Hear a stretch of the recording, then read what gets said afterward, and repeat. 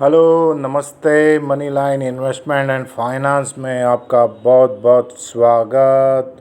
जो share investment finance आपको hold करना है वो होल्ड कीजिए। Money line investment and finance की टीम से आपको बहुत बहुत नमस्कार, सत श्री अकाल। और सभी को यही पूछते हैं कैम छो 2021 के हिसाब से जो चल रहा है मार्केट का माहौल, उसके अंदर जिस तरह हमें आगे बढ़ना है, आगे बढ़ने के लिए जो आगे आगे वर्किंग करना है उसके बारे में हम आपको बात करेंगे। आओ प्रभु से हम दुआ मांगे, ज़िंदगी जीने की अदा मांगे, अपनी खातिर तो बहुत मांगा है। आओ आज सबके लिए भला मांगे।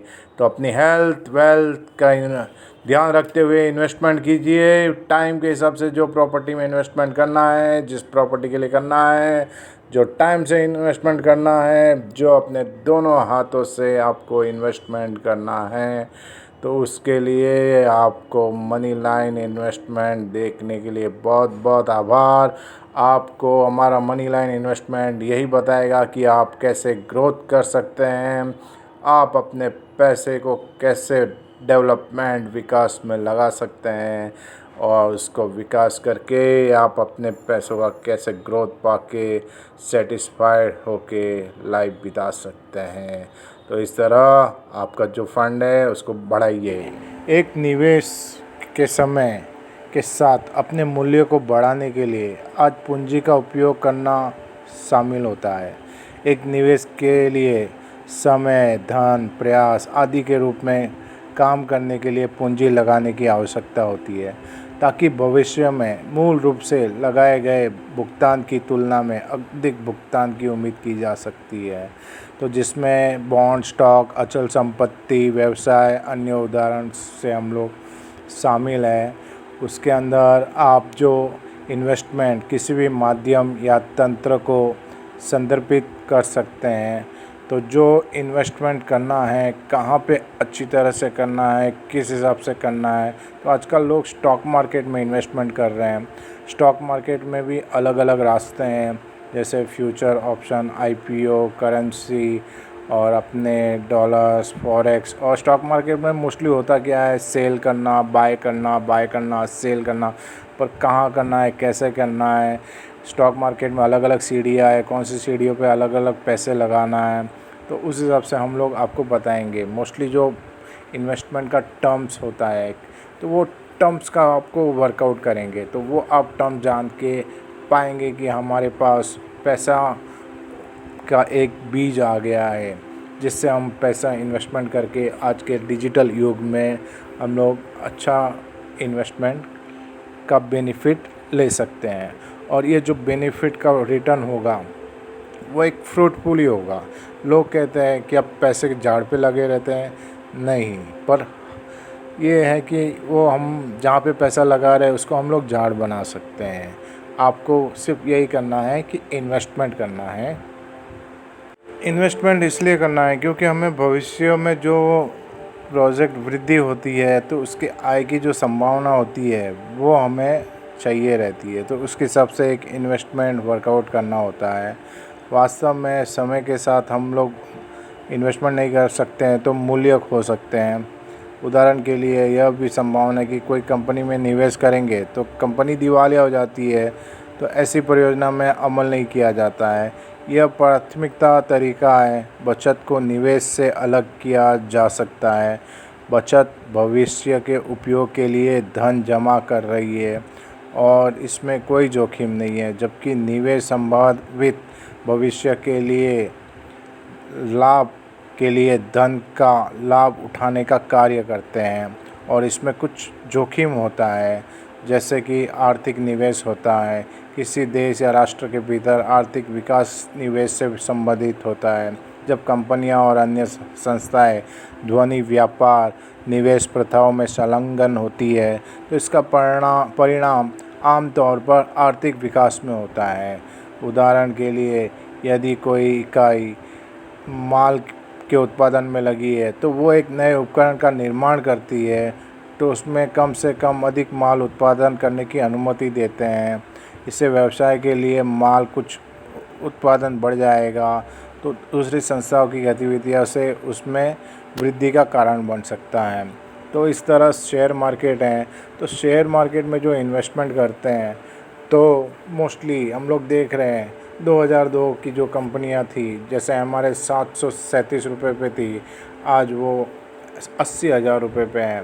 भारत रसायन 18 रुपये पे थी, आज वो 13,000 के भाव पे हैं। आइसर मोटर्स जो 2.5 रुपये का एवरेज पे थी, वो आज 2,500 पे हैं। तो इस तरह बीएससी और एनएससी हमारे मार्केट के ट्रेडिंग हब है। तो इसी स्टॉक मार्केट में आज हम बात करेंगे महाराष्ट्र स्कूटर की। Maharashtra scooter limited, Maharashtra scooter limited जो कंपनी है वो महाराष्ट्र के पुणे ज़िले में स्थित रजिस्टर्ड है और इसके जो डायरेक्टर है कंपनी के संजीव बजाज चेयरमैन और अनीस पी अमीन दूसरे डायरेक्टर हैं और लीला पूनावाला तीसरे डायरेक्टर हैं और नरेश पत्नी और वी राजगोपालन तो ये कंपनी को संभाल रहे हैं।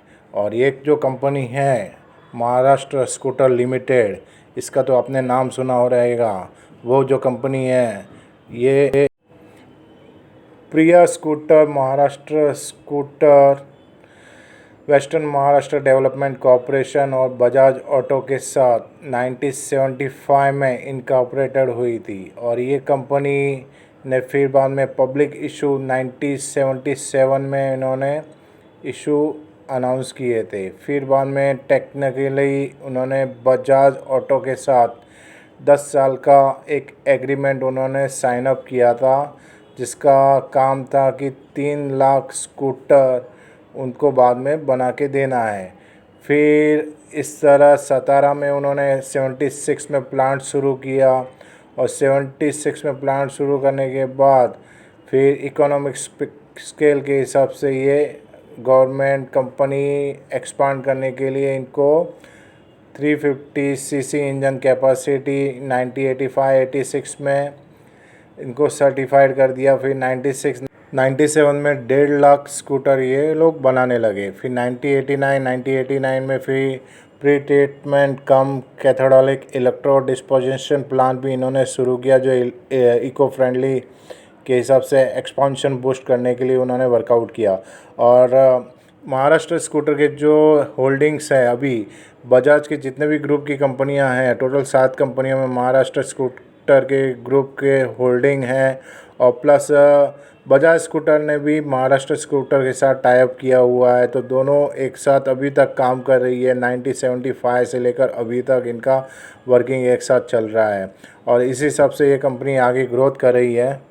महाराष्ट्र स्कूटर अभी जो एंगेज है वो असेंबलिंग गियर स्कूटर में ही एंगेज है। और जो कंपनी ने मार्केट स्कूटर के हिसाब से पहले चेतक, सुपर और प्रिया इस तरह इन्होंने स्कूटर जो बनाए थे, आजकल ये इलेक्ट्रॉनिक स्कूटर बनाने में भी ये एग्रेसिव है। और ये कंपनी जो है अभी जो मोस्टली जो स्टॉक मार्केट में जितने भी होल्डिंग कंपनी भी बन गई है, तो जिस तरह बड़े बड़े स्टॉक हैं उसके अंदर कंपनी का होल्डिंग भी रहता है। तो इस तरह ये महाराष्ट्र स्कूटर आप देखेंगे तो एक ग्रोइंग कंपनी भी है, प्लस टोटल बेनिफिशियल कंपनी भी है जो आगे आगे बढ़ रही है। और महाराष्ट्र स्कूटर लिमिटेड का जो शेयर का भाव है आज की तारीख में 4,513 है और ये जो शेयर है एक आज के 20 साल पहले सिर्फ 20 रुपये के हिसाब से ये अवेलेबल था। इसका जो मार्केट कैपिटल है 5,100 करोड़ का है और कंपनी का ये साल का मूव 2,700 से 5,000 के बीच में रहा है और कंपनी 3-4,000 के हिसाब से 200 दिन के मूविंग एवरेज में चल रही है।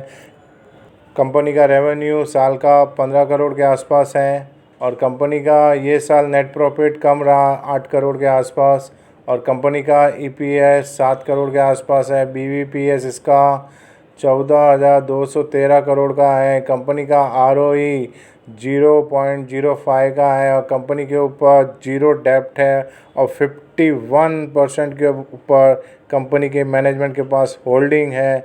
और ये जो कंपनी है वो बीएससी और एनएससी दोनों में अवेलेबल है और कंपनी ने बहुत अच्छा ग्रोथ किया हुआ है और कंपनी बहुत ग्रोथ कर रही है। इस हिसाब से ये बीएससी एनएससी का एक अच्छा जेम्स है और जिस तरह बड़ी बड़ी कंपनियां जो है शेयर मार्केट में जो फॉरेन और इंडिया के हिसाब से कोलैबोरेशन में है, तो ये भी कंपनी अच्छे कोलैबोरेशन में है। इसने कंपनी ने अभी तक कोई डार्क साइड या नेगेटिव रिपोर्ट नहीं दिखाई है। तो अच्छी अच्छी कंपनियों के लिए अगर आपको अच्छा रास्ता चुनना है तो ऐसी कंपनियों में आप इन्वेस्टमेंट कर सकते हैं। आप अपना मेहनत कर सकते हैं और मेहनत करके अपने जो ड्रीम्स कार है और अपने जो ड्रीम्स होम है, आप भी मेहनत कीजिए और अपने पैसों को इन्वेस्ट करके ऐसे बेनिफिट कराइए तो अपने ड्रीम्स का ड्रीम्स होम पा सकते हैं। पूरी दुनिया आगे बढ़ रही है, पूरी दुनिया के साथ साथ आप भी ग्रोथ कीजिए तो इस हिसाब से आपको बेनिफिट होगा। हमारा मकसद यही है कि आपका जो पोर्टफोलियो है इन्वेस्टमेंट का वो बढ़ता रहे, आपका इन्वेस्टमेंट ग्रोथ करता रहे। Money line investment and finance देखने के लिए बहुत बहुत धन्यवाद। जो शेयर आपको होल्ड करना है वो शेयर आप होल्ड करें। और हमारे मनी लाइन एंड इन्वेस्टमेंट में कुछ क्वेश्चंस कुछ सवाल हो तो सब्सक्राइब लाइक कमेंट कीजिए। बहुत बहुत धन्यवाद। Thank you.